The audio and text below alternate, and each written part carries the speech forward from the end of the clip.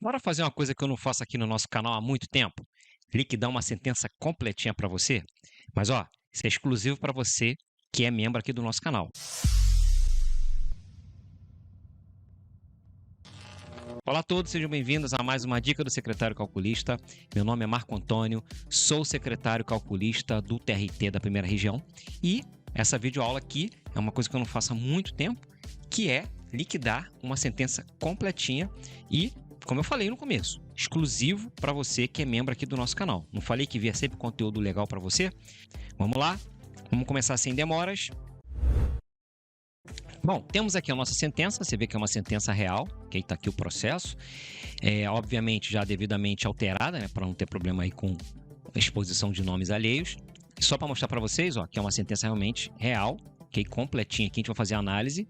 A única coisa aqui que não vai seguir uma similaridade com a realidade de liquidação é que a gente não vai perder tempo aqui vendo contra-cheque, ficha financeira, extrato de FGTS, não.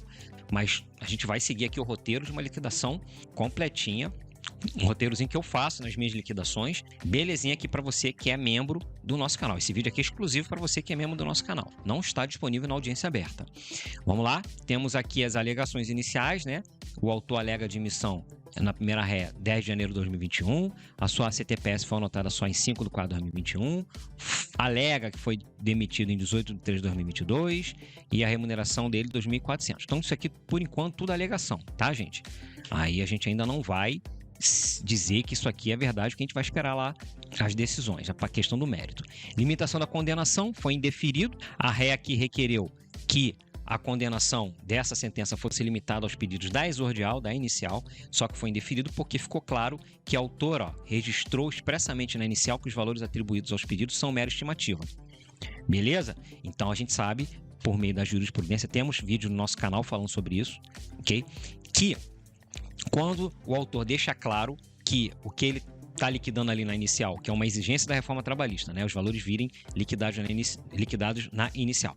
Mas, deixando claro que aquilo ali é uma mera estimativa, a jurisprudência dominante está no sentido de que não pode haver limitação àqueles valores que ele indicou lá, porque ele está indicando como uma estimativa. É o caso aqui. Responsabilidade subsidiária também, a gente também não vai perder tempo com isso aqui, por quê? A única coisa que ele fala aqui é que a segunda ré, que no caso aqui o ente público, é condenado subsidiariamente, mas para efeito de cálculo nada interfere. Por quê? Porque essa segunda ré aqui, esse ente público, vai responder por todo o pacto. Então, só seria uma coisa que teria a ver com a gente se essa devedora subsidiária respondesse de forma por um período diferente da primeira ré. Aí sim, a gente teria que fazer dois cálculos. Aí a gente usar aquela função lá de copiar cálculo, né?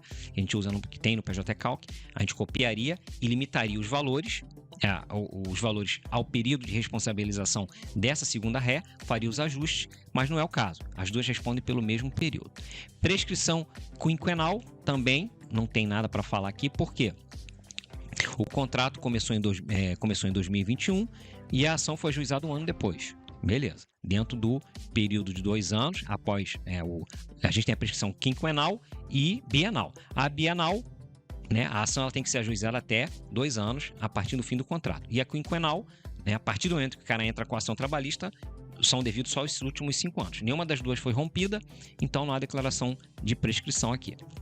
Marco, a prescrição é declarada de ofício ou a pedido? Bom, há entendimento nos diversos sentidos, tá? O juiz que eu trabalho, o juiz lá da VT que eu trabalho, o entendimento dele é que a prescrição tem que ser arguída. A prescrição quinquenal, no caso, tem que ser arguída. Mas eu já vi entendimentos também em pesquisas jurisprudenciais de que a prescrição ela é uma matéria de ordem pública, ok? Que tem que ser declarada de ofício. Então, cada caso é um caso, aí depende do julgador. Vamos lá? A reclamante alega admissão 10 de 1 de 2021, função de pintor, remuneração de R$80 por dia, mas que a ré anotou sua CTPS na admissão. Então, a ré anotou que ele entrou só 4 meses depois, né? Mas ele alega que foi admitido em janeiro, a ré anotando a carteira dele só em 5 de 4 de 2021, a anotação da admissão, né? E o salário, 1.645,07. requer reconhecimento do vínculo anterior anotado, ou seja, os meses aqui de março, fevereiro, esses meses anteriores aqui a abril. A defesa, em síntese, nega os fatos, o autor não incorreu em confissão ficta, o preposto, hora, preposto, testemunha, diante. Aí, o que vale para a gente é a partir daqui, ó. Diante do desconhecimento dos fatos pelo preposto e do acervo probatório produzido, ou seja, diante das provas que o autor produziu, prosperam os seguintes pedidos. Retificação, que é o quê? Mudança da CTPS para que conste de emissão 10/1/2021. Então, aqui já é a Vera, tá? Aqui, essa data aqui já é, que tem que constar mesmo como a data da admissão, como a data da admissão. Baixa, 20/4/2022, já projetado o aviso prévio de 33 dias, conforme ao J82. O que mais? 3/12avos de férias proporcionais, 3/12avos 13º proporcional 2021. Indenização dos depósitos do FGTS e da multa de 40% sobre o FGTS. Indenização do Vale Transporte, no valor que se arbitra em R$500, considerando os valores narrados na exordial, se revelam extremamente excessivos, já que existe integração do transporte público. Então, aqui, o juiz entende que os valores que foram narrados na inicial foram excessivos, ok? O autor aqui majorou demais esses valores, e aí o juiz fixou uma indenização mensal de R$500 a título de Vale Transporte. Ticket de alimentação previsto na cláusula 12ª da CCT, quanto aos meses sem registro na CTPS, janeiro a março de 2021, no valor de R$550 por mês. Okay? Então, de janeiro a março de 2021, que foram os meses sem registro na CTPS, R$550 por mês de ticket de alimentação. Prêmio de assiduidade, cláusula 9ª da CCT, em relação aos meses também sem registro na carteira de trabalho. Janeiro a março de 2021, R$240 por mês.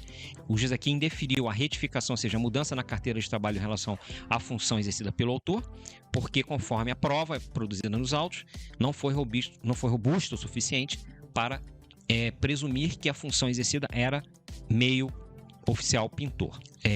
Domingos em pretensão de pagamento dos domingos do período sem CTPS, sem registro na CTPS também descabe. Indevida diferenças na base de reajuste normativo e também o pedido de diferença de FGTS e multa de 40% de março de 2022 diante dos documentos. Improspera o pedido de diferença de FGTS e multa de 40% de março de 2022 diante dos documentos de detal. Então, a gente voltando aqui para o FGTS, ó, ele fala aqui, ó, indenização de depósitos mensais do FGTS. Até aqui você pensa que é o FGTS do mês, né, do pacto inteiro, e da multa de 40%. Aí ele diz aqui, ó, do período sem anotação. O período sem anotação foi de janeiro a março de 2021, tá, gente? Então, indenização do FGTS mensal só de janeiro a março de 2021, mais multa de 40%.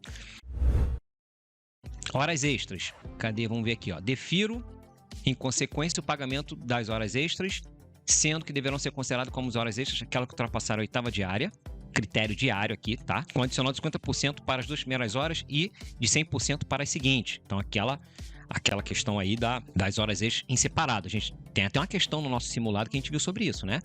50% para as 2 primeiras horas extras e 100% para as demais.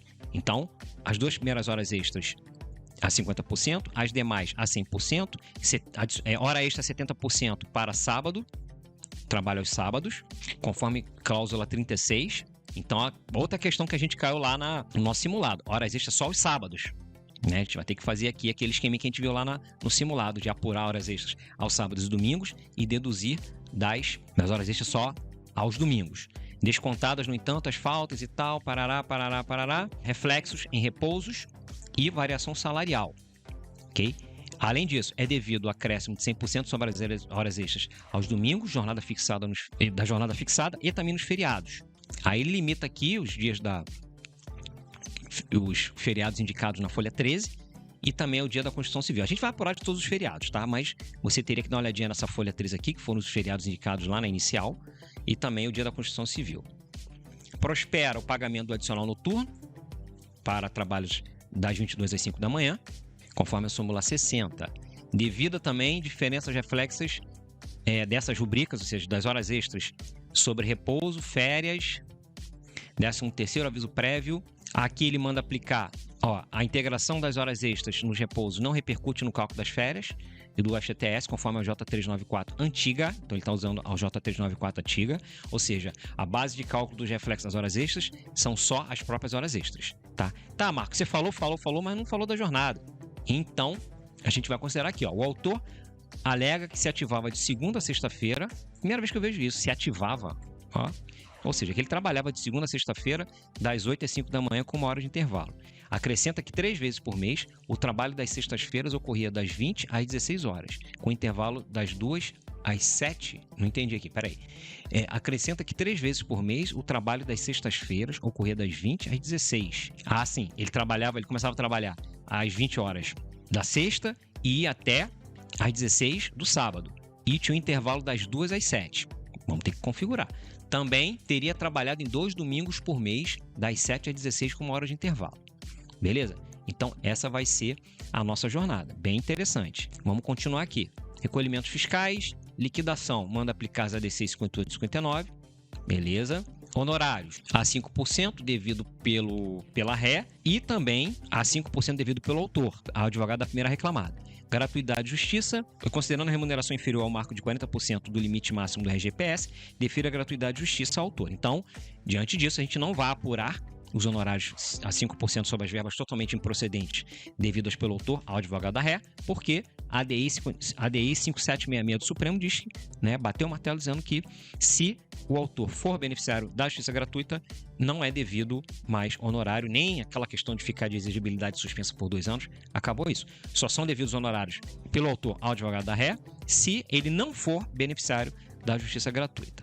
Que é mais? Acho que só. As custas não vamos calcular, não. Beleza, gente? Bem interessante aí essa sentença. Dá pra gente mexer com um monte de coisa. E antes da gente começar a fazer a liquidação no PJ Calc, só deixando aquele recadinho aqui, que esse estilo aqui que você está vendo de liquidação e tal, é o que a gente vê no nosso curso avançado de PJ Calc. Ok? Curso avançado de PJ Calc são 30 sentenças nesse estilo aqui. Completinha, com todos os detalhes, sendo que lá a gente analisa contra-cheque, analisa status de FGTS, analisa convenção coletiva, tá ok? Não tem essa molezinha aqui de, vamos considerar esse salário aqui, o pacto todo, não tem extrato de FGTS, tá ok, gente? Se você tiver interesse, curso de liquidação é isso aqui multiplicado por 30. 30 sentenças nesse estilo aqui. Ao final das 30 sentenças, você vai estar fera nessas liquidações. Beleza, gente? Vamos lá começar no PJ Calc, então? Vamos lá. Vamos começar aqui em parâmetros do cálculo. Vamos escolher aqui um estado, aleatoriamente, Mato Grosso. Vamos botar aqui Apiacas, ou Apiacás, não sei, né? Galera aí da cidade, manda no comentário como é que é a pronúncia correta. Vamos começar, ok? Eu vou começar conforme eu estou com a sentença aqui do lado, vocês não estão vendo a sentença.